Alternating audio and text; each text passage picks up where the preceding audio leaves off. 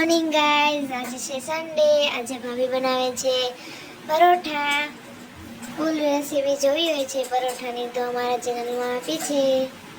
જો ભાભી મેથી નાખશે, કોથમરી નાખશે, પછી મસાલા એડ કરશે. ભાઈ આવી ગયો છે. ચલો નાસ્તો બની જાય એટલે પછી નાસ્તો કરી લઈએ. ચલો નાસ્તો બની ગયો છે. હવે નાસ્તો કરવા બેસ્યું છે. પરોઠા ને ચટણી ને અચાર ગયા છે. પણ 12 હવે રસોઈ બનાવવાનો ટાઈમ થઈ ગયો છે. ચલો રસોઈ બનાવી નાખીએ. ભાભી સંભારો બનાવે, પછી બટેટા બફાય છે. સૂકી ભાજી બનાવવાની છે. હવે સંભારો મસ્ત બનાવીજો. ચલો ગાઈસ, સંભારો થઈ ગયો છે. હવે સૂકી ભાજી વઘારે છે. આજે અમારે સૂકી ભાજી બનાવવાની, ખાવાની ઈચ્છા થઈ તો અમે કીધું ભાભી સૂકી ભાજી બનાવીએ. પછી રોટલી બનાવીશું. બટેટા બફાઈ ગયા છે, બસ વઘારવાનું છે.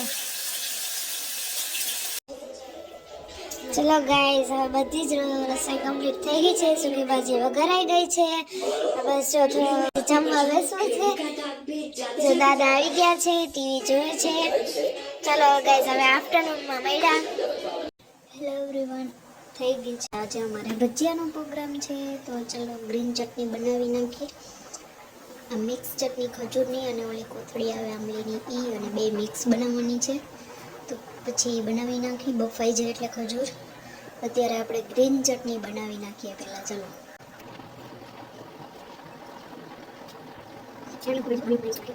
ગાઈસ, જો બટેટા બફાઈ ગયા છે. આજે ભજીયા બનાવવાના છે. ચટણી બનાવી લીધી છે. હવે બટેટા બફાઈ ગયા એટલે બટેટા ફોલીને તેનો મસાલો બનાવી નાખીએ. પછી એના ક્રશ કરીને મસાલો ઉતારી લીધી છે. હવે બટેટા ક્રશ કરી નાખશું. હવે એમાં થોડાક મસાલા એડ કરી નાખીએ. મસાલાને સ્વાદિષ્ટ બનાવી નાખશું. ગાઈસ, હવે ક્રશ કરી નાખ્યું છે. આમાં થોડુંક નમક એડ કરી નાખશું આપણે.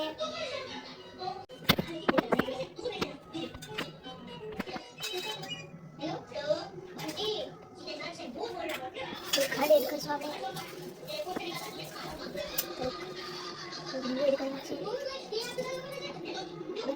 ગરમ મસાલા એડ કરી દઈશું આપણે. ગરમ મસાલા ટેસ્ટ સારો આવે. થોડું ગરમ હતું પણ હવે ફરી ગયું છે. થોડુંક વેટ કરો પછી મસાલા મિક્સ કરી દઈશું. બોલો, સુગંધ તો ભારી આવી છે આમાં. ગરમ મસાલો એડ થયો એટલે સ્વાદ થોડોક વધારે થઈ જશે. હવે આપણે બધું મિક્સ કરી દીધું છે. હવે આપણે નાના બધું મિક્સ કરી દીધા છે મસાલા. હવે આપણે નાના બોલ્સ બનાવી નાખશું. પછી આપણે વડા બનાવીશું. ચલો ગાઈસ, આપણે હાથમાં થોડું તોડી લઈશું અને બોલ્સ વાળી લઈશું એટલે હાથમાં તોડે નહીં અને બોલ્સ બની જાય. નાના બનાવું કે સાઈઝમાં મોટા બનાવવા? ના, માપે છે, આવડે છે બનાવવા. સારા લાગે.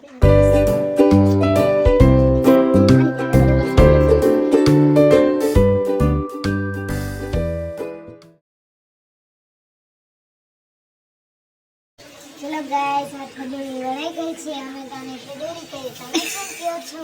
કમેન્ટમાં અમને જણાવજો. હાલો, અમારે ભજીયા બનાવવા છે. અમારે જો ભજીયાનું ખીર તૈયાર કર્યું. આમાં જો કોથમરી નાખી, મેથી નાખી, ને આમાં પણ ડુંગળી પણ નાખી, ને આમાં પણ લસણ પણ નાખ્યું. હવે આમાં બટેટા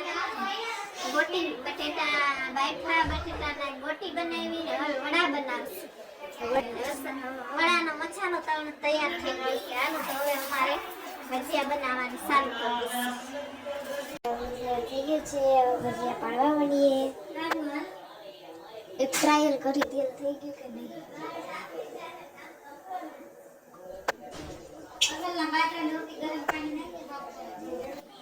ચલો ગાઈસ, ભાભી ભજીયા બનાવવા માંડ્યા છે. ગરમમાં ગરમ મેથીવાળા બની ગયા છે. વડા બનાવે છે. વડા પાડી નાખ્યા છે. હવે તેલમાં તળી નાખું. ભાભી ભજીયા પાડે છે.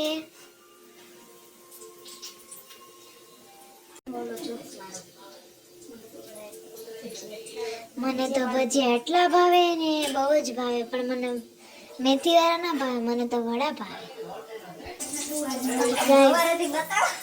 ભાભી એના કપા વાળા વડા બનાવ્યા. કઢી વાળા પણ બનાવ્યા ગાઈસ. બધા નાના હતા ને તો કઢી બહુ ખાતા, હવે તો એ ભાવતોય નથી. હવે તો મને ખાલી વડા જ ભાવે, મેથી વાળા તો ભાવતાય નથી. ભજીયા પાડતા આવડે, મને તો નથી આવડે, પણ હું શીખું છું. સાથે સાથે ભાભી શીખડાવે છે, સાથે સાથે અમારે કઢી ભરે છે. હવે છે ને તેલ બહુ ગરમ થઈ ગયું ને એટલે રેડ થઈ ગયું છે તેલ, અને ભૂખે બહુ લાગી છે. ભજીયાને જોઈને રેવાય નહીં, એક સાથે સાથે મેથી વાળા અને સાથે સાથે આ વડા. શું વાત છે ગાય, શિયાળામાં ગરમ ગરમ ભજીયા. અને ભવના ફાઇનલી ભજીયા બની ગયા છે, હવે જમવા બેસી ગયા છે. તમે તે જમી લેજો. તો કાલના વ્લોગમાં મળીએ. Tata bye bye. અમારી ચેનલને સબસ્ક્રાઈબ કરજો, લાઈક કરજો.